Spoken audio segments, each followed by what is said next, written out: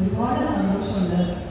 ആരുടെ കൊണ്ടാൽ മഹോത്സവത്തിന്റെ ഭാഗമായിട്ട് തിരുവനന്തപുരത്ത് വരാൻ സാധിച്ചത്, നിങ്ങൾ എല്ലാവരെയും കാണാൻ സാധിച്ചത്.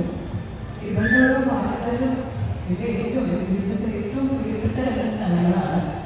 ഞാൻ ജനിച്ചതും വളർന്നതും പഠിച്ചതൊക്കെ തിരുവനന്തപുരത്താണ്. ഏകദേശം ഒരു 10-13 വർഷമായിട്ടുള്ള എറണാകുളത്തേക്ക് പോയിട്ട് ഇവിടെ തിരുവനന്തപുരത്ത് ഉണ്ടായിരുന്ന സമയത്ത് ഓൾമോസ്റ്റ് എല്ലാ ആഴ്ചയും അല്ലെങ്കിൽ 2 ആഴ്ച കൂടുമ്പോഴേക്കും ഞാൻ ആറ്റുകാൽ വരാറുണ്ടായിരുന്നു.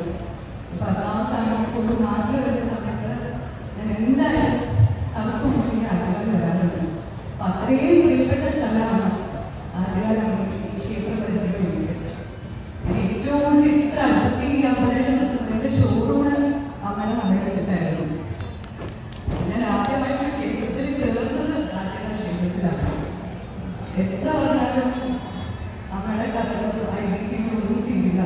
ഇതൊന്നും എനിക്ക് മാത്രമല്ല, ഇതൊക്കെ എല്ലാവർക്കും അങ്ങനെ തന്നെയാണ്.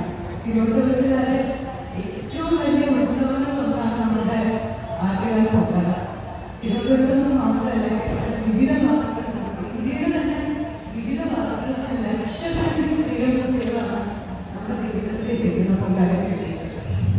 ചെറുപ്പമൊന്നുമില്ല, അതൊന്നും വളരെ ചെറുപ്പം പൊങ്കാലയ്ക്ക് അന്നൊന്നും ഞാൻ പോകുമായിരുന്നു. ഞങ്ങളുടെ മക്കളുടെ അച്ഛനൊരു സുഹൃത്ത് വീടുണ്ട്, അവിടെയായിരുന്നു പൊങ്കാലയ്ക്ക് എഴുതുന്നത്.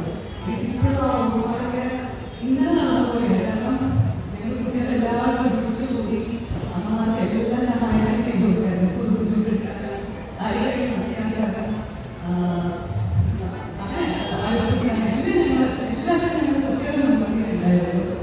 ഇപ്പോഴും ഓർമ്മയുണ്ട്.